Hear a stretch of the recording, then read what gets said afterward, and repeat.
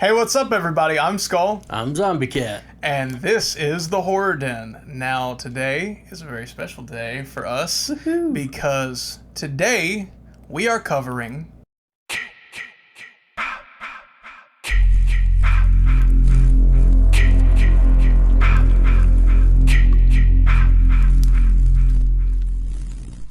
Friday the 13th. And happy Friday the 13th. Yeah, it's almost like we planned that. But we are covering the 2009 reboot / remake. So me and Zombie Cat really like this movie. Then again, we really like everything Friday the 13th, if you can't tell by the stuff in our background. But this movie kind of hits pretty some important parts of our friendship, and also we just really didn't want to miss the opportunity. This is the first Friday the 13th as a channel, and we really wanted to tackle not the whole series, but we saw that this movie could be an outlier. Since it's just a standalone, it'd be fun to do. Yeah, so why not? Especially, right before we get into our Halloween Havoc. No, shit. Sorry, I fucked that up. I'm gonna mess that up every time. We definitely wanted to get in something like this just right before we get into Horror Havoc, because we're not going to be covering a lot of super duper well-known things during that time. Mm-hmm. But Friday the 13th, it only happens every once in a while, so we figured why not. We're not going to be covering Friday the 13th only on Friday the 13th. We've talked about this.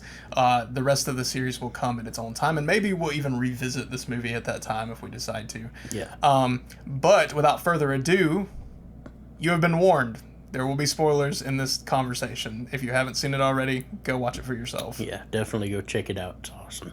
In the words of Smite Lad, you have been warned.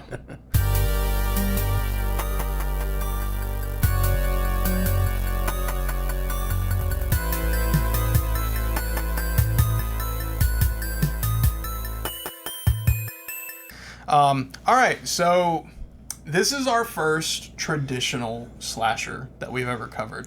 Clown was a slasher. And this might also be one of our first controversial takes on a movie. Well, we were conversing before this. Controversial for the time, maybe. I don't know about controversial now. Because I feel like a lot of people have warmed up to this movie over time. It's like when it came out, the market was so oversaturated in slashers and remakes especially, so it's like now I feel like people can look at it and be like, Jason's a badass, and we get to see a whole new style of Jason as well. Yeah, right before this came out, Rob Zombie did the first Halloween, and then right after this it was the Nightmare on Elm Street remake. And when was the Texas Chainsaw remake? That was I think it was before Halloween, if I'm not mistaken. Yeah, I think so. Because I think the Texas Chainsaw remakes came out in 2004, maybe. Yeah. So it was a while ago now, 20 years ago. Wow, that's a lot. My back. Yeah, but this was the first horror movie that besides Halloween, I think Halloween was the first one now that we're talking about it, but this was the first iconic slasher movie that I remember the hype for. I remember the trailers. I remember seeing it on TV, the trailers for it, and I remember being excited to get it on DVD to watch it, because I had seen the 80s slashers at this point, and I wasn't even 10 yet. So if that tells you how long we've been in this, well, there you go. But this one is interesting. So let's just go ahead and dive on into the plot synopsis. So this is not going to be a long one, so just buckle up and it'll be over. So, like in normal Friday the 13th, there is a group of hikers, and they are specifically looking for a bushel of weed that has apparently been planted around this area, which is close to Camp Crystal Lake, which we are told it's like a massive stash. Yeah, apparently it's enough to where these two stoner dudes think that they're going to be super rich. So, we get there, and I think his GPS is off, and they're just like, we're lost. Let's just camp here for tonight. And they have one of those handheld GPS Yeah, things. it's like a handheld GPS. It's not. This movie was in 2009, so right. People are still using clip text. I was. But so they set up camp for the night, and this one guy, I don't even know if we ever get his name We might, but I don't remember anybody's names already. look, you're going to have to forgive us. This is a slasher movie, so you're going to hear a lot of this guy, that guy, because it doesn't really matter in the end. There's a few I remember. Yeah, and I have them written down, but it's more of this guy is super obsessed with the whole weed thing. He's a super nerd, and he decides, he's talking to his friend who's also in it for it. And there's this really funny scene where he's trying to hook up with the girl right behind him, and there's like this like striptease thing going on, and he's like, "Bro, you're just gonna have to leave. Like, go talk to somebody else about this stuff." And so he leaves out of there like, you know what? I think I should go. Goes off and listens to his MP3 player. Yeah, and he finds the bushel of weed. Oh yeah, he also discovered that the reason the GPS wasn't right is because he didn't sync it correctly, or either it wasn't refreshed or something. I can't remember.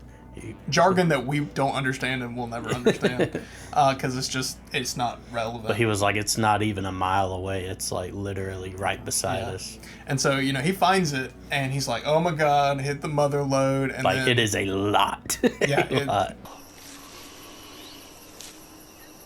Oh, I love you. It kind of reminds me of that scene from How High when God. Red Man is like walking through his his growing area, and it's just everywhere. It's very similar to that. I mean, that's a pretty extreme example, but you get the point. And he's like looking at it and all this stuff, and then out comes Sack Jason. Woo! Yeah, a big Man, throwback. he is scary as shit in this movie. Yeah, he's very big. 6'5". Yeah, I think that they very much took inspiration with like their change of size of their slasher from Tyler Mane from when he did Halloween.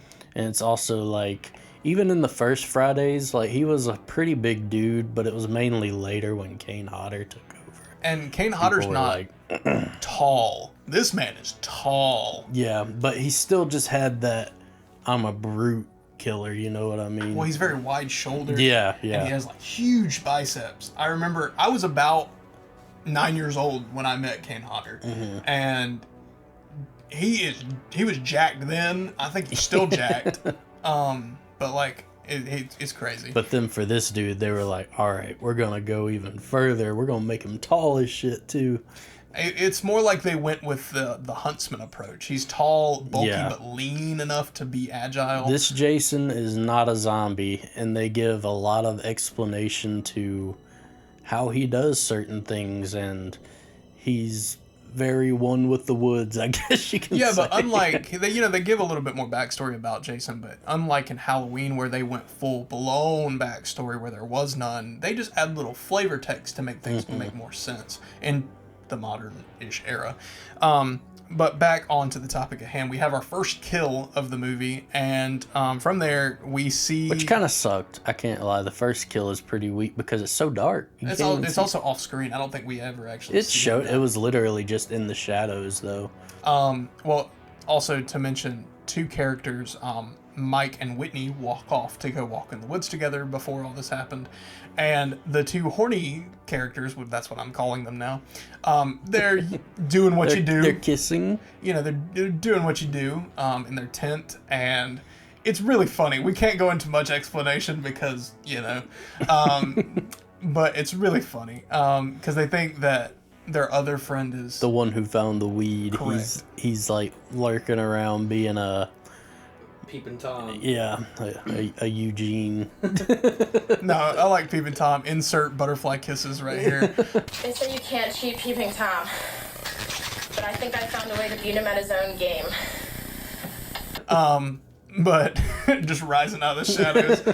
But she's like, we're not continuing what we're doing until you go out and scare him away. And so he goes out there and leaves her behind in the tent, and he finds the weed, and he finds his friend. Oh shit, he found, I think there's like blood dripping off the leaves, which is kind of cool. Yeah, and he finds his dead friend. Meanwhile, we cut back to... He didn't find his friend, he found his ear, and then his friend. Yeah, his ear with the earbud in it, then his friend.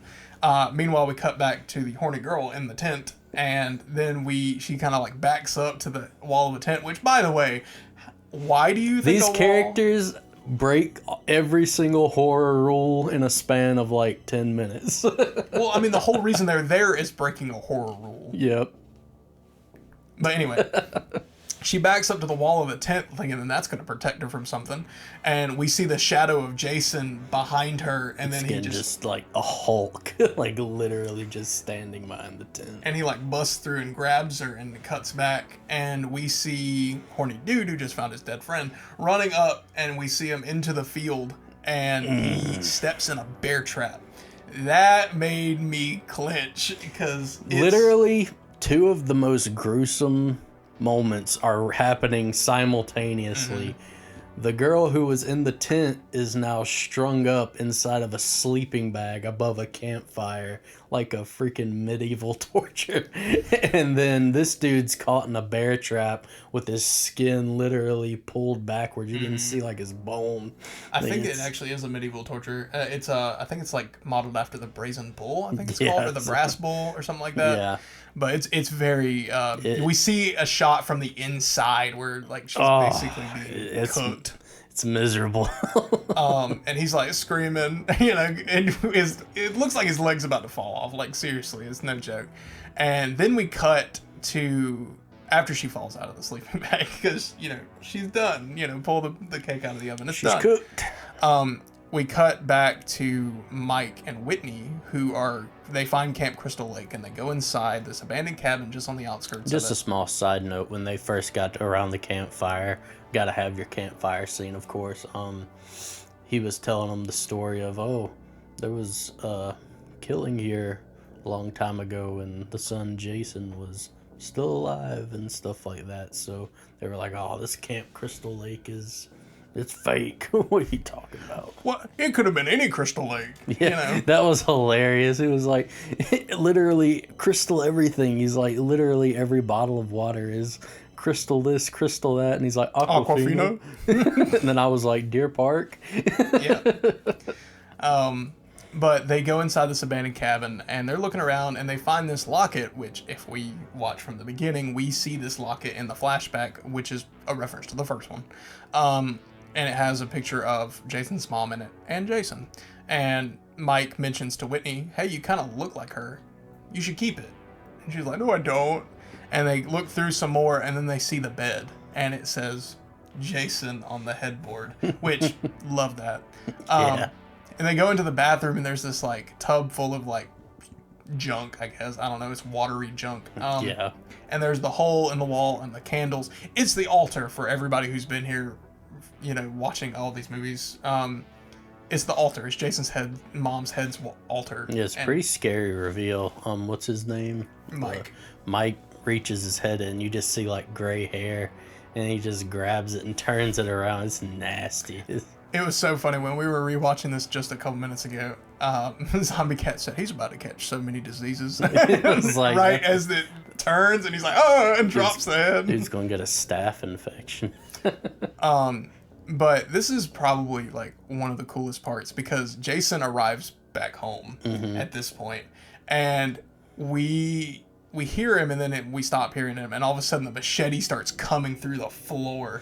Oh yeah, it's so good. And there's this like mini chase sequence where they're trying to like back away, and this dude, I don't know how he got on the ground now that I'm thinking about it, but he gets stabbed through the foot, and he's crawling away, not trying to get up, and then he gets stabbed again through the like sliced on the calf, and then he gets stabbed through the hand, and then finally Jay's like as Whitney gets in the bathtub full of gunk.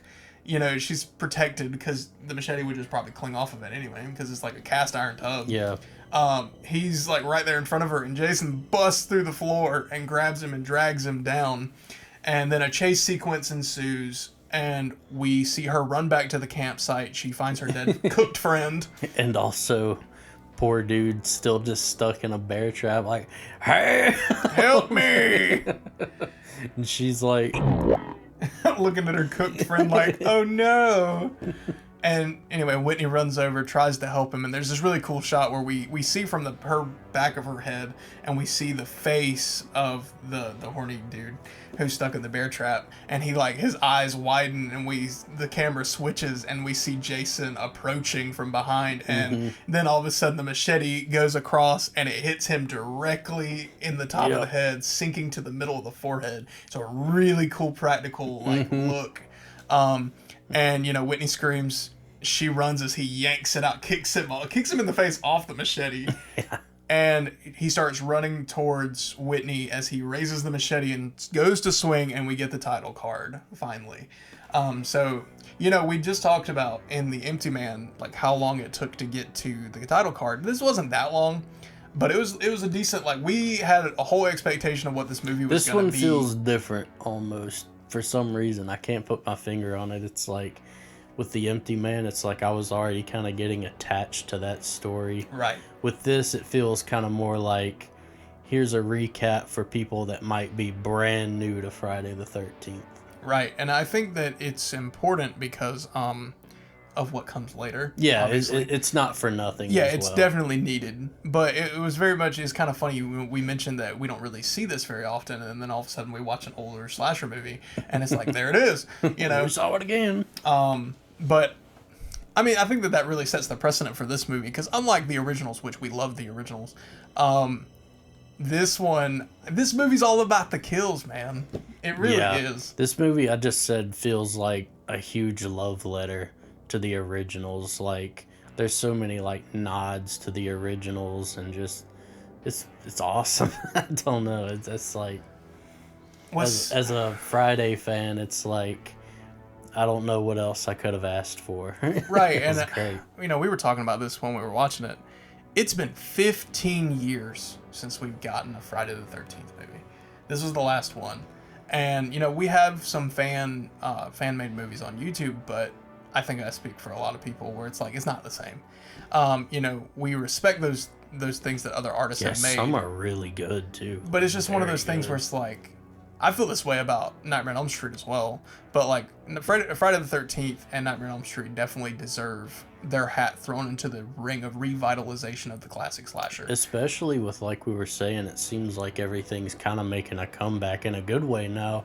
We just had Alien Romulus, we've had Prey, we had The Invisible Man, now they're making The Wolf Man. Yep. So it's like, I kind of feel like maybe some of these remakes are. We have the new Scream movies. We have the new Michael Halloween movies, and you know, it's just, I think it's time. Like, now that the lawsuit is over, I think it's time. Is it over, or is it still kind of just? I thought it was resolved because there was like talks or something about they're trying to bring back the Friday the 13th video game. Yeah, that was something with IGN. Something. It's still so, I don't, there's so much. We don't know everything, obviously, but I think it's time for a new installment. Somehow, some way, somebody just needs to buy it and be like, I own it now. Yeah. Here we go. Pretty much. So anyway, we fast forward 6 weeks after the events of the pre-title card introduction, and we find ourselves at a gas station with a bunch of frat kids pulling up. Very annoying frat kids. Well, not all of them. Not all of them. There's some... Well, most of them. Okay, even the ones that aren't annoying, they're annoying, but in a different way, in a likable way. Yeah. In true Friday the 13th fashion. But Jason's coming to get us. we gotta mention that one guy's fuck Christmas shirt.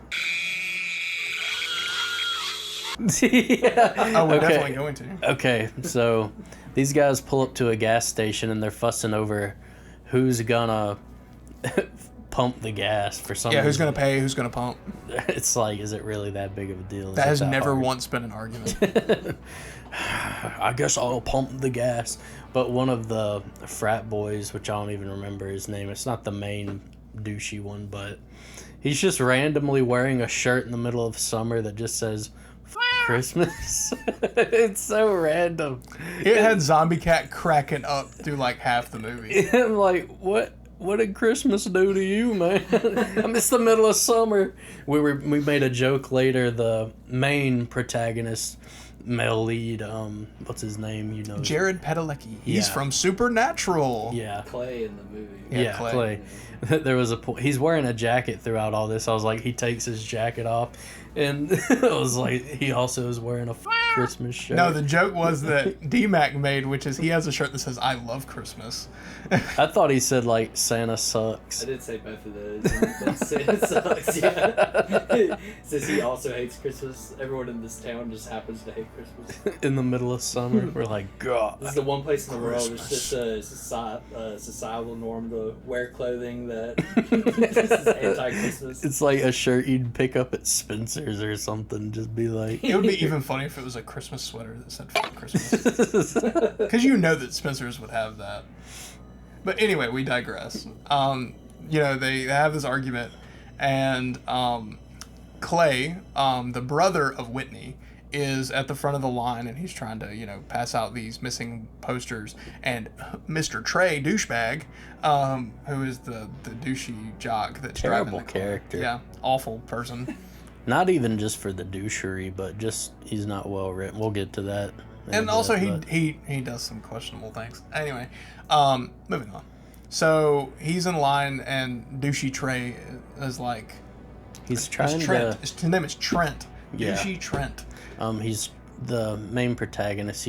Clay. He's trying to ask if he could hang up posters of his missing sister, and the clerk is like, if it were up to me, you could hang them all over the wall, but the boss isn't here, so. And he's a real.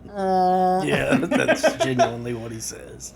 But then after that, Trey kind of is just like, well, Jesus. Trent. His name is Trent. Trent. I don't know why I keep saying that. But he basically just bullies him out of the way. Yeah, he says like, "You gonna buy something, or you gonna get out of the way?" Pretty much, he's just being a real douche. Been yapping here for a while. Oh, I'm gonna here for 2 minutes. We have all been to the gas station, and there's that man scratching a lottery ticket right at the counter, and you're just like, bruh, move. This is different, though. This is different. Where's that meme of the old person with their card out in the machine? It's like insert card, and they're just.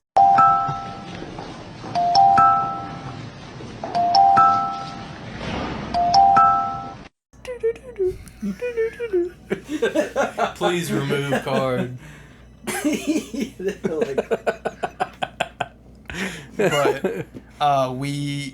moves out of the way. He's just like, yeah, I'm the one being an asshole. Mm-hmm. It's really funny. The girlfriend, her name is Jenna. We don't find that out till later. But she's like kind of sympathetic. She's like, I'm sorry, and he's like, thanks.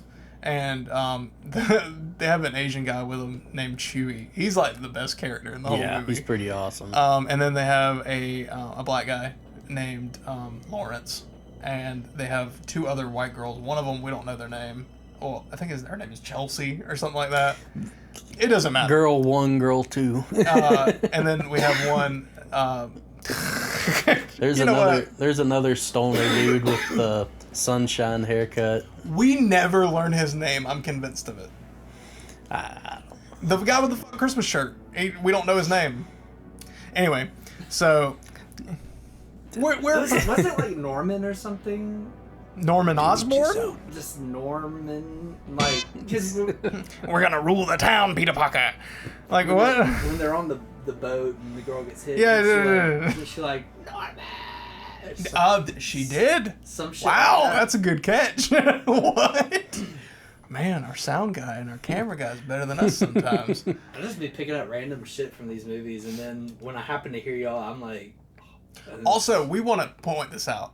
D-Mac is not a horror guy. He never has been.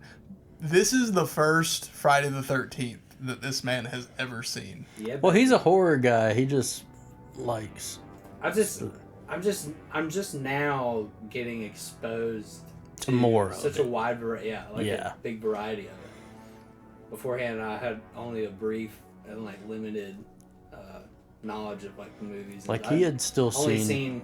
I had probably only seen like a few of the really really big ones, and outside of that, almost nothing. Unless it was like something really silly or obscure that one of my friends wanted to show me. And then yeah. I know for a fact that we went and saw Insidious Chapter 3. Yeah, that's true as well. Like the first movie all three of us went to was Chapter 2. That was in middle school. I mean, like, the other thing, like, obviously, we're all the same age. Like, we all grew up when the ghost movies and stuff were popping off. So, like, as I was growing up, I saw a lot of that kind of stuff. But, like, all the classic horror movies, like, I'd gotten to see, like, The Shining, Seven, some stuff like that, I guess. You also watched Hereditary. Yeah, but I just... Jaws, I guess, if you would even... Back in the day, maybe that was a horror That is a flick, horror but movie. That movie is terrifying. that It was made like- a whole generation terrified of going in the ocean. Yeah, those were the horror movies that I had watched, and those were like the big movies that I had, that I was familiar with up to the point that we started doing these videos, and now, I'm watching something new pretty much every week, and it's been really cool. So, yeah, it's fun. It's a lot of fun. We were talking about this. This is a great Friday the 13th to introduce to somebody who's never been exposed to the slasher genre. It's like, as long as you know what you're getting yourself into, Right. being like, it's gonna be a little cheesy. The characters are going to be a little dumb. Yeah, but There's going to be you're lot here to watch Goliath of Man unalive people. There's going to be nudity, lots of it. I've noticed horror movies don't do nudity much anymore. Yeah, I've noticed that too. But then again, I think that there's been such a cultural shift in horror as well as the world, where it's like now that kind of stuff is reserved only for when it makes sense in terms of the story. And you know what? I respect that. I can't really have any negative feelings towards that. Plus, a lot of times it was just there to be like, look at Pretty Woman. But also, you got to think about, like, I mean, this is in line with slashers and stuff, so it's kind of important to talk about, where it's like, there's been a lot of instances in, not just horror, Hollywood in general, where it's like, a lot of female actresses have been shoehorned into this role where it's like, Very true. You have to do this or else you won't be in the movie. We'll find somebody who's willing. And then if they do agree to do it, especially back at like this time or even before, it's like if you didn't do it, you'd be blackballed. And if you did do it, you'd be shoehorned into having to do it over and over and over and over in other projects. Yeah. So it's kind of like, it's a damned if you do, damned if you don't kind of situation. Yeah. So our social climate has definitely like pushed us away from, that subject matter, specifically like the women in every movie and whatever. Like, Except for the new Hellraiser, that they're like, "F that shit, we're going old school." which, I mean, if everyone on the project is cool with it, then that's different. That's totally different. But like, yeah, Which they might have been for this movie. We're just talking about, why we don't see something like this. It's like all the time. All the It used to time. be in every single horror movie. Yeah. So Yeah. anyway, we digress from that conversation too. Chewie, the Asian frat boy, has like this giant like armful of snacks because they're also stoners. What's up with it? And they go to Trent's lake house that is owned by his parents. And okay, why did he invite these people here if he didn't want people to mess with them? Like, I really do think that Jenna was onto something where he Also, wanted to flaunt his It's wealth. pretty funny as like a middle finger. Colt, is it Colt or Clay? Clay. Clay. It's pretty funny. Clay, he puts the missing poster on the back windshield wiper of his car. Yeah, it's just hanging there. It's really funny. So, they instantly come in the house. They're already trying to get into party mode, and it's just like, watch out, no. He's being real, like, picky about what people do in this house. Yeah, he's saying like, "Oh, Mikasa Sukasa," but then anybody does anything in this house and he freaking has a tantrum. He like goes from being the douche, I don't care, to, "Oh, I'm gonna get killed because you did this to my dad's furniture." And it's Stop! That's my dad's stuff. like, pretty much, it's like they can't. It's like I was mentioning earlier. They can't pinpoint how they want this character to act. It's so annoying. But, he goes outside after basically being like, watch yourselves. And he finds Jenna sitting there looking, it's like, it's really pretty out here. I kind of want to go hiking. You want to go hiking? And then, of course, Trent being him, he turns it into a sexual innuendo joke where it's, referring to what he wants to do while hiking. And creepo dude at the wood chipping place. He's smoking some weed, and he's looking at a magazine, an adult magazine, being a creep. And he hears a noise. He goes upstairs to investigate. He Thinking finds it's somebody robbing the kerosene again because they keep talking about the kerosene. Yep, and stole. He finds a mannequin which apparently he has a intimate history with. And then Jason appears, kills him. It's a really cool like shot in the background. You see Jason step out, and just it's scary. But he unalives him, and underneath him he finds his hockey mask, kind of mimicking part 3 when he finds it and he puts it on. He kind of looks at himself in the mirror and it's on. Norman, which thank you D-Mac for giving me that name, and then I think the girl's name is Chelsea, but they come up and they want to go take the gas down to the boat. Skiing. Yeah. And he's like, don't drive the boat, but you can go take the car. So they go, and they have this like flirtation going on. They definitely have intentions. We won't get into They take off in the car, and it's literally airborne. Flying down this dirt road, dude. Like, they're about to go flipping. But He's like, I told you he'd let me drive the boat. he's like, as soon as he said don't drive the boat, I knew for the first thing I was going to do was drive the boat. You know, we see them driving towards the boat, and then it cuts to Clay going around to all the different houses around the town. He encounters a really stern-looking older woman with a dog who's like, you know, we just want to be left alone, and so does he. He's like, Even the dog somehow picks up on, yeah, so does he. Yeah, the dog starts whimpering. And then he meets this, I definitely don't think we get a name for this guy, but he's working on like a wood chipper, and he's just a creep, dude. He's like, At first we thought he was funny, but then we were like, oh god, he's weird. Yeah, we're not going to get into specifics, just watch the movie. But he offers to sell him weed, says he hasn't seen his sister. He found this specific stash out in the woods. Yeah, mention of beforehand. Clay's like, nah, I'm good, and he leaves. He's also mentioning kerosene going missing from his shack. Yeah. Or the person who owns its shack.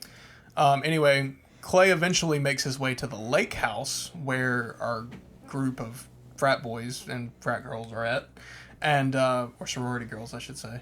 And you know, there's more tension between him and Trent, and finally Jenna's like, you know what? I'll go help you look for your sister, and so she goes with him.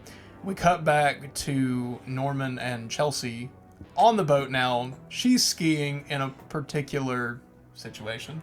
I don't know how to navigate that. She's topless. Yeah, she's topless. She's skiing topless. And, you know, it's like a summer, like, you know, two probably early 20s people, you know, just having fun. And then all of a sudden, Norman, as he's she falls over, and Norman's turning the boat around, and all of a sudden he gets an arrow through the back of the head.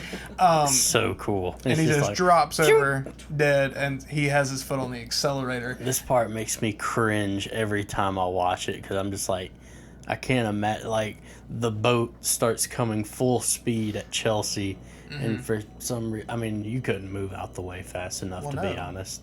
But she could have. She just didn't realize that he. Yeah, that too. Is she's like, oh, what are you doing? She's expecting him to stop at any moment, and then.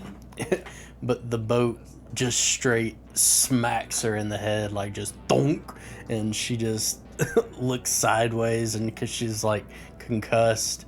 But at this point, we get to see Jason standing in the woods with a freaking bow and arrow. It's like, that is so awesome. And, you know, she's, like, bleeding from the head, and she looks over, and she sees Jason. She starts freaking out. She, like, dives under the water or something, and, like, she swims underneath this dock. He grabs his machete, too. He's like, yeah. He walks over the dock that she's hiding under and, like, looks around, and he starts to walk back, and she's like, oh, it's over. Right through the top of the head, and then he pulls her up, and she hits the top of the bottom of the dock. You know why they did this shot. Awoogas. Why did you do that? Anyway. Awooga. Insert the mask where it's like.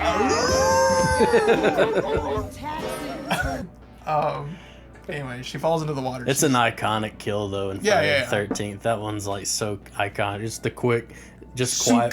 It's so cool. But she's dead. And so we cut back to Clay and Whitney. You know, they are now in Camp Crystal Lake, where, you know, they're exploring, and they come across, you know, just like, it looks like somebody's been there, I guess. It's nasty. And we encounter Jason. You know, they encounter Jason. They see him carrying some body bags. Don't really know what's going on yet.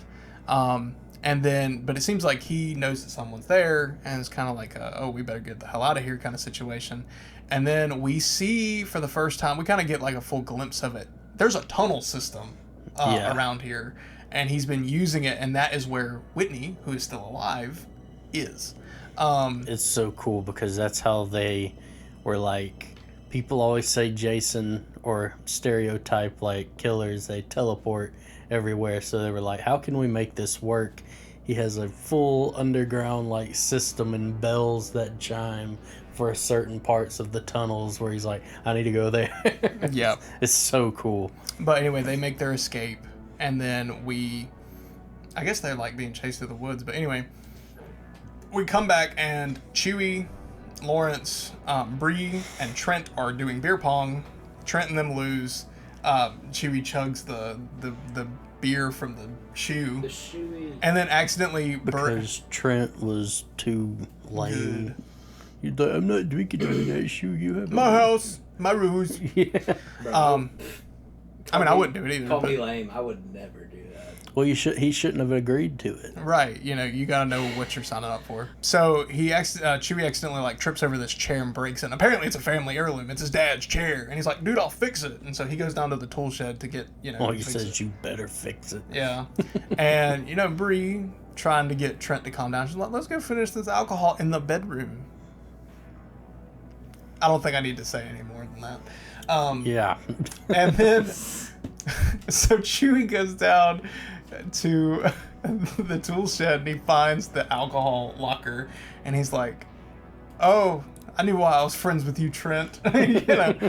And Lawrence decides to have some intimate time by himself with a Sears catalog, a winter edition. It's Sears so catalog. funny. Oh my god. He's like, please be something. Give me in this something. Give me something. He finds the most like wholesome, fully clothed lady wearing a beanie and like thick jackets, and he's like, this will have to do. Meanwhile, Bree and Trent are in the throes of cheating. I mean, there's no way else to paint that. Very NSFW scene. Yes, very much so. It's the worst one of the whole movie. Probably the whole franchise. Yeah, it's very explicit. Anyway, while they're doing the do, we see Whitney has broken out of her chains using the stuff that was in Clay's bag, and has made it all the way It was here. specifically that radar. Yeah. That little GPS. And she runs up to the window, and Jason grabs her, and you know, while they're doing their thing, Clay and Jenna come back, and they're like, "Oh, there's a killer on the loose," and all this other stuff. And you know, the power goes out, and then Lawrence he grabs like a wok, and he puts it over his arm like a Spartan shield, and is like, "My boy's out there. I'm going to get him." You can't forget freaking his Trent's girlfriend's literally banging on the door. Yeah, like no woman would ever be that calm about what is happening in that room, even if there was a killer on the loose. Even if she was genuinely just like, it wasn't even a thing anyway, so. But anyway, right before this happens, we see, you know, Chewie's like playing with a hockey stick, and he smashes the light, and you know the lights are flickering, and Jason's there. He's like, "Hey, dude," you know, like, Is this yours? Stoned out of his mind. Anyway, like a struggle ensues, and Jason unalives Chewie with a screwdriver. Right? Yeah, it's super slow and super gory. Yeah, like he's slowly. For the best character in the movie, he didn't deserve it. Nah, he was a pretty funny character. I really liked him. And then, you know, Lawrence goes out to find him, finds Jason, fight ensues, he chases him back up, and gets the most iconic kill of of the entire like movie, which is it's from the trailer. Jason like two-hand throws the axe and it embeds in his back, and he's like calling for help, and Clay's like he's using him as bait, and then eventually Jason picks him up and slams him back on the stump, and the whole axe like comes through once his again chest. just showing how they turned him into like a straight woodsman. Like this man is a badass in the woods. But at this point, we see Jason on top of like the awning, like he's it's cool. Yeah, he climbs up there and he sneaks his way in through the second story window, and he kills Bree in the bath, like in a bedroom or something, and he slams her against these mounted antlers on the door, killing her. And Trent gets a gun at this point, and the three are being chased by Jason. They run out of the house, they split up. And Jason goes after Trent. Yay! Thank God. And he gets on the road. This guy stops, he has the same truck that's outside the wood chipping place, so it must be the guy who was getting kerosene stole from. And he's waving him inside, and then Jason appears, stabs him through the back of the chest, like back through the chest with the machete. Yeah, and it's like lifting it up. Lifting him up, and then throws him on the baler spikes on the back of the pickup truck. And the truck freaks out and he drives off, and we see Trent bleeding, like dying. Just kind of weird because the truck driver at first, Trent was like, what if it's Jason driving the truck? But the truck driver doesn't even do anything besides just like, it's like, yep. So now that Trent's dead, we are with our final 3, including Whitney, who has been chained back up.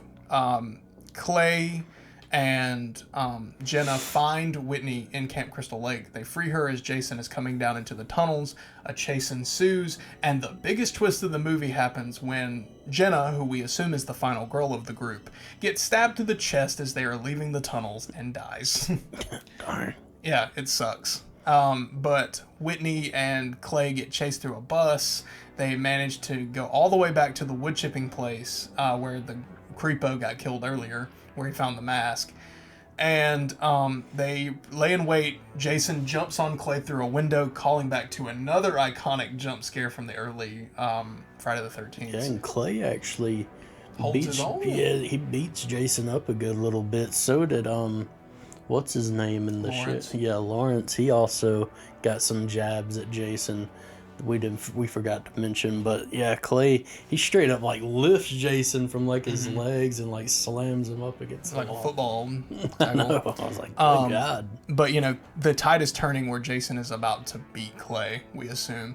And Whitney has the locket, and she holds it up and she says, Jason, getting his attention, pretending to be his mom, just like in part 2. Yep. And distracts him long enough for Clay to wrap a chain around his neck, throw it that was dangling down, and throw the other end inside the running wood chipper, causing him to be pulled up off the ground choking.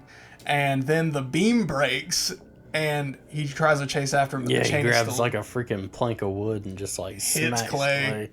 But the chain is still stuck, and he slowly gets pulled in. And then there's this really cool, iconic part from this movie where it's like, Jason, and he turns back around as he's about to go in the wood chipper, and she's like, die for mommy, and stabs him through the chest, and he's bleeding as his head kind of goes back into the chipper, and it just kind of like chips away at the top of his head and mask. Then we cut to like a peaceful like overview of the whole massacre, kind of, and then we see Whitney and Clay on the docks as they toss Jason's body and mask into the lake. As it sinks to the bottom, we get a really cool shot of Jason's mask at the bottom, and all seems well.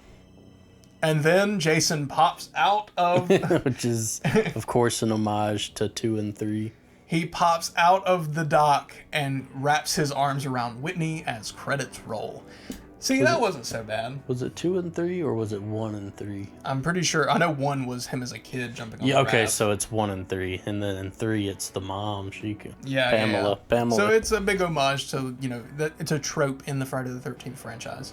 The final scare, And something we also forgot to mention was the cop. They did call a cop. God. They called about a homicide, and they sent one cop to come help these kids out. Who was immediately killed. Yeah, he's killed immediately.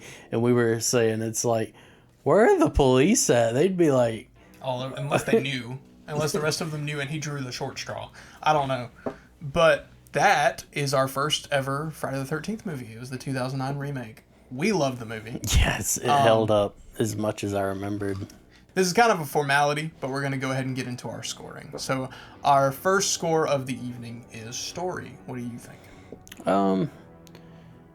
It's kind of hard to score this one because it's a classic for a reason, but at the same time, at the point of this movie, it's kind of overdone, but I don't think I'm gonna bash it too hard for that, just being that this is supposed to be like, here's a Friday the 13th for a new audience, so I'd say like a 7, just because it's like, it's simple, it's what we expect, but it's like, it's classic for a reason. Right. I gave story a 6, not because it's bad, but because it's good, but it didn't reinvent the wheel. You know what I'm saying? Yeah, it's like, we know what we're here for. Yeah, we knew exactly what we were getting into. The story was not the focal point. So 6, that's what I gave it. You gave it a 7. That's a 6.5 average. Like, the whole kind of, like, oh, he's looking for his sister and she's chained because it looks like his mom is kind of cool. Yeah, that was like the only major difference. Mm-hmm. Just gonna move on quickly. I mean, this is a slasher movie. There's not much to talk about. We get on to characters. The characters, there was a few good ones, but they really were just there to die. Yeah. And for you to hate, you know. So, for that reason, I give characters a 6. Yeah.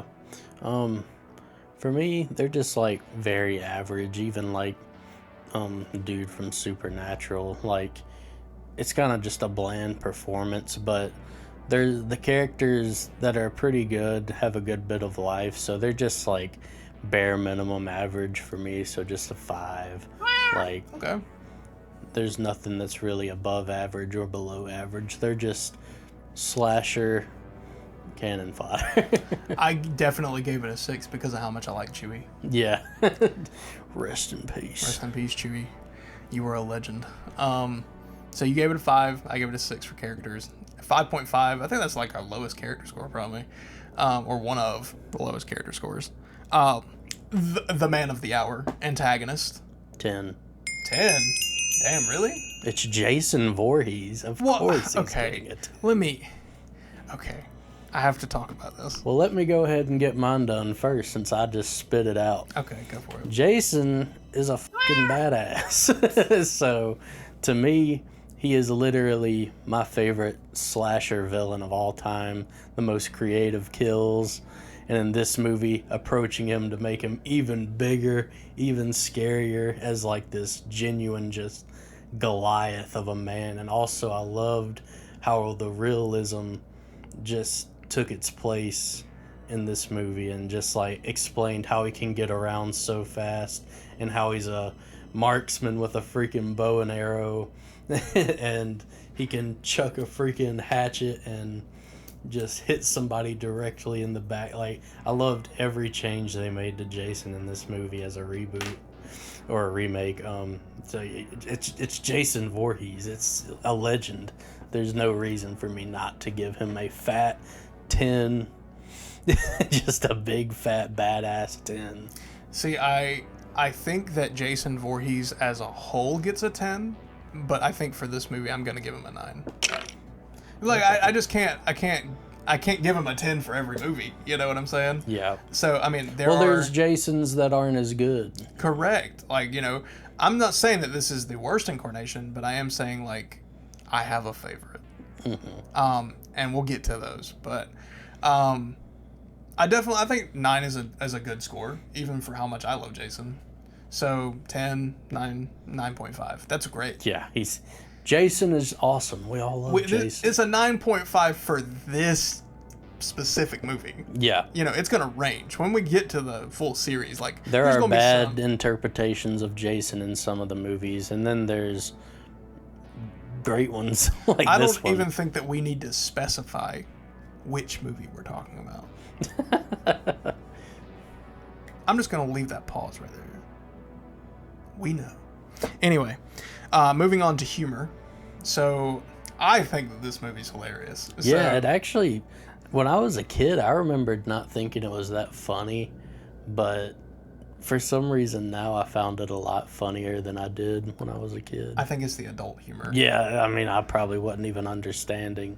I mean, okay, granted it was funny. I still gave humor a 6. Yeah. Like, it's not overly funny. It's kind of just stoner humor here and there. Right. And there was just random stuff I would laugh at, so I agree it's like a 6. Because there are genuinely some pretty funny moments, like, especially Christmas. Just so random. This is the stupidest shirt I've ever seen. There was that Chewie had a lot of funny moments chugging some beer out of his freaking nasty shoe. And him just trying to get lucky. And what's his name having to look at a magazine, like a clothes magazine, just to, he's down bad. But so you give it a 6? Yeah. So that's a 6 for humor. That's pretty good. Scariness, what can I say? I gave it a 5 for scariness. I think it's average for slasher. Like, there's some jump scares, there's some good kills, but slashers are not scary to me, period. Yeah. So I gave it a 5. For me, I'd give it a 6 because I just imagine myself as, like, really young watching this. I probably was a little scared, which I know. So it's kind of like basing that on now as well, though. So I'd probably say like a 6 because, especially if you're like somebody who's super sensitive to horror movies, I bet this would terrify you. Right. But like if somebody like my grandmother watched this, she wouldn't sleep for like a week. Really? Yeah, like this would be horrifying. So I gave it a 5. You gave it a 6. That's 5.5 for scariness. Last but certainly not least, we get into experience. How did we feel about the movie as a whole? I'm gonna give it an 8. It's held up very well. Like, people often argue about how remakes are bad, and the one I always turn to is this one specifically. I'm like, the Friday the 13th remake, from what I remember, is awesome, and I'm happy that after rewatching it, I think I hold that even higher. I'm like, I think I like it more now than I did beforehand. You know, I totally agree with that. I also gave it an 8 for experience. I teetered on a 9, but I feel like there's just some little minor plot holes and slasher stuff that I'm like, it's not perfect. I feel like 9 is too close to perfection. Yeah. And I feel like this is high quality for the genre. Yeah, this is a huge love letter, in my opinion, to just the classic fans. Like, if it's been a while since you've watched it, definitely give it a rewatch, or if maybe you didn't like it when it came out, give it one more chance and just be like, I'm here to watch Jason, be cool. It's like, it's just a throwback. It is. There's so many nods to the originals. There's so many just awesome kills. Like, just, it's great. Yep. So you gave it an 8. I gave it an 8. We got an experience total of 8. You know, there's not much else to say. We've talked a lot throughout this video about how much we love this movie. And, I mean, I think it holds up. You think it holds up. You know, I can't wait to cover the rest of the series. I do want to talk about the cinematography of this movie. It was pretty bad at times to where it almost made me feel sick. Like, they almost put like a soap opera effect on certain scenes to where it felt like there was motion blur. But then there were other times. The big one was this blurred effect that they would do. It's like they would only focus on who's in frame, which is normal, I guess, but it felt very intentional here. I can't figure out like what it is. It's like just they blur things that don't need to be blurred. It almost gave me a headache. But yeah, the movie does this blurring effect where it doesn't look good. It's aged very poorly, and I feel like Texas Chainsaw Massacre Remake also did that, but I can't remember that movie very well either. Well, we're gonna cover them. Don't worry. Yeah. But yeah, that was a big gripe of mine, was mainly just a lot of the shots and camera effects they tried to use. We thought maybe they were trying to do like a vintage thing, which is kind of cool if that's what they were shooting for. Because like if you remember in the original like Texas Chainsaw Massacre, and even I think the original Friday the 13th, that there was almost like a film grainy experience.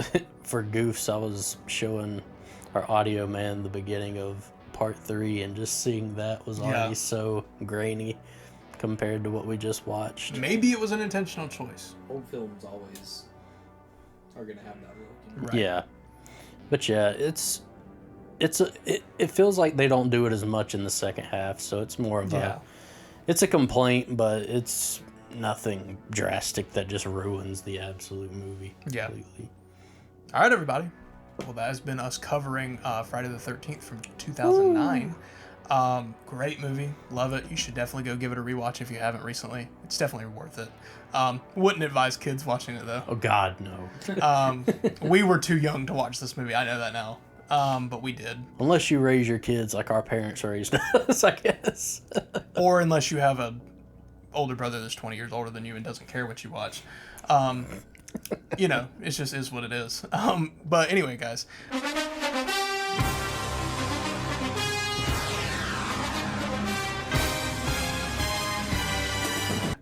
Just some quick wrap-up things. We are about to begin our Horror Havoc through the month of October. We will be posting 2 videos a week through the month of October. We got some big plans. We got some good creepypastas coming your way. We got some really interesting horror choices that we're going to cover, and we're going to announce those as we come out. We're going to do every Friday in October, plus we're airing our last episode of our Horror Havoc on Halloween, so keep an eye out for that. If things go right. And also, this is just a maybe. We've talked about possibly doing like a fun live stream on Halloween night, maybe just kind of set up a vibe and maybe chat with some people that comment on our videos. It'd be cool to... I won't be there for the first half if they do what they've been talking about. Just letting you know. If this video gets 100 likes, he's got to play with a Ouija board. That's not happening. Don't let him lie to you. Let it happen. We're going to hit 100 likes on this video. If we hit 1,000 likes, I'm not doing it. Sorry. 1 million likes, guys. No. You heard him. We'll get him into it. I swear on my life, I'm not doing it. No. 100 likes, guys. No. Let's make it happen. No. Anyway, so we have an Instagram, so if you want to keep up to date on all of our real world shenanigans, go over to @thehorrorden channel on Instagram and give us a follow, and you'll see all that there. Also, Zombie Cat, we have a Patreon. We do. Wacho. For as low as $5 a month, you can support the channel. We're currently saving for a lot of exciting equipment. All funds go right back into the channel. We recently, as you can see, got 2 microphones, which is very exciting. Hopefully, you guys can hear the difference already. So, yeah. At the time of this recording, our first video with these has not come out yet. So that is true. So, yeah. If any support is great. Keep an eye out on our community page. We've been posting a lot more frequently there. We have polls up all the time. Yeah, it's typically me who does the posting for like social stuff, but I like to just have fun polls, like just to interact with the community, be like, oh, these characters and these characters, what movies are y'all looking for? Just random stuff. Just to gauge some audience like interest and like their input. So as you can tell by this video, we have officially changed our entire studio. Yeah. We have a really nice setup in the back. So what I want for everyone at home that's made it this far to do is I want, number one, I want your opinions on this compared to our former setup.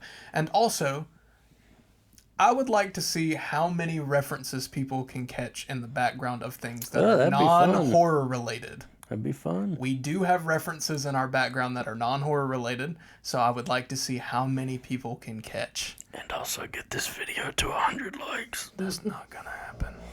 Anyway, I hope that everybody is getting ready for spooky season out there. Likes, guys. That's all we're gonna do. We're gonna play with the cardboard, and we're gonna have fun on Halloween, okay, guys? So just hit Let me do the wrap up, damn it. Just hit this little goal for me, okay?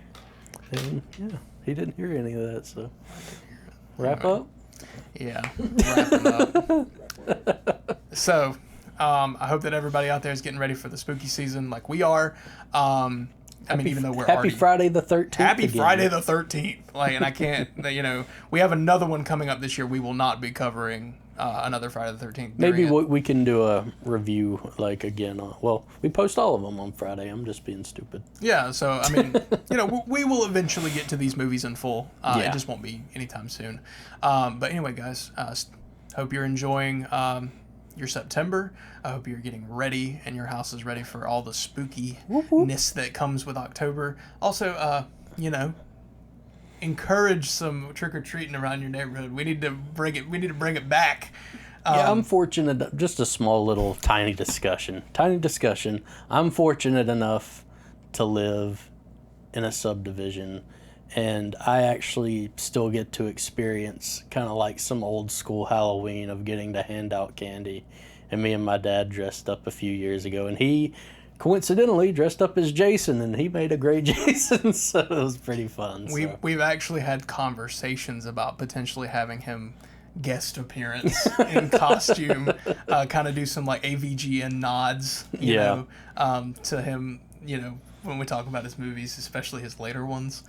Yeah, absolutely. Take your kids trick-or-treating. It's fun. We need to get it back. You'd be surprised at just how many fond memories you have of things like that. I know that a lot of towns around now do like these big events where people can go safely trick-or-treat. That's fine. It's fine. But better than nothing. But I remember growing up doing that and then going real trick-or-treating. It's like maybe find like a safe, subdivision. Like I was just saying, like just find a little subdivision, just let them run around at night. It's fun. Let your kids maybe watch some, nothing like this, but throw them on Monster House or something. Goosebumps. Or, Killer Clowns from Outer Space. Yeah, there you go. But, it's a really important time to us, and so we want, y'all to share in the love of the spookiness. So, hope y'all are having a good life out there, and more importantly than everything, stay spooky out there.